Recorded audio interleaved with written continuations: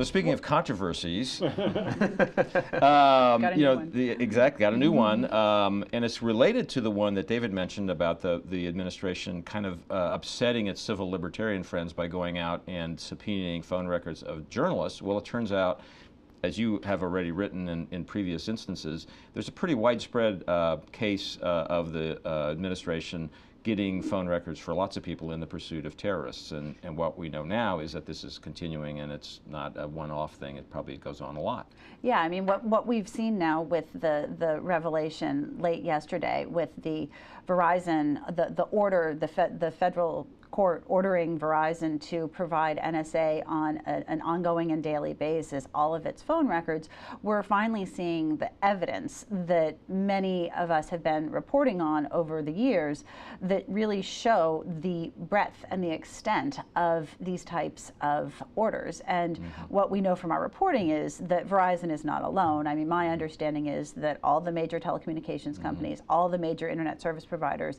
have also gotten orders that are like this. The wording may be a little different because everybody, every business is a little bit different, but essentially this is happening across the board. And it's happening because this is incredibly valuable stuff for people who are looking for terrorists, and they look for connections between certain phone numbers that they think are bad guy phone numbers and other people who are communicating with those phone numbers, and that gives you a pattern that you can use, right? That's what's really going on Link here. analysis, and also that some people don't realize how much data is really collected about your communications, not the content of themselves, right. not the content themselves, but it tells about your location. It tells who you're communicating with, and it tells you not just your location, but at what times you're in that location. But this is one of the problems for the administration, is that I suspect most average Americans who hear this think their phones are being tapped.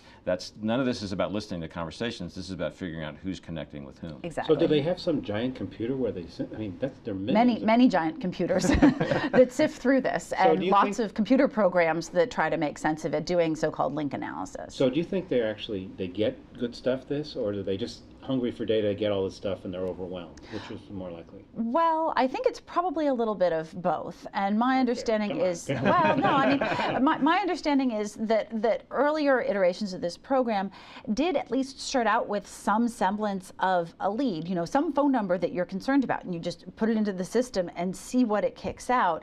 And over time, what they found was, well, it's much more valuable if you just get more. And then you kind of got to the point where it's like, well, just give us everything and we'll sort it out. And so NSA for years has had real challenges managing all of the data that it's collecting. But doesn't the search inevitably still start with some phone number that's of interest to them? Yes, generally it does have to start. I mean, for it to be useful, yes. You can't just look at a huge pattern of stuff and try to discern whether or not you see terrorism occurring. But there are patterns you can look for. Say if they've, in doing one particular terrorist hunt, they find that there's a pattern of communications. Well, you can put that pattern into the system and see if that kicks out new leads. And so it's not entirely driven by just having individualized information. Patterns produce patterns produce patterns. Exactly. And so there's a lot of questions that you could have about the actual value of that and how many real instances that leads to. And this process has been underway for a long time, right? And the phone companies working with the government. Yeah, the phone companies have been working with the government for many years. I mean, that even predated 2001. But after 2001, there was the gloves off mentality, and so they really ramped up these relationships that already existed with the telecommunications companies and started saying, "Give us all your data."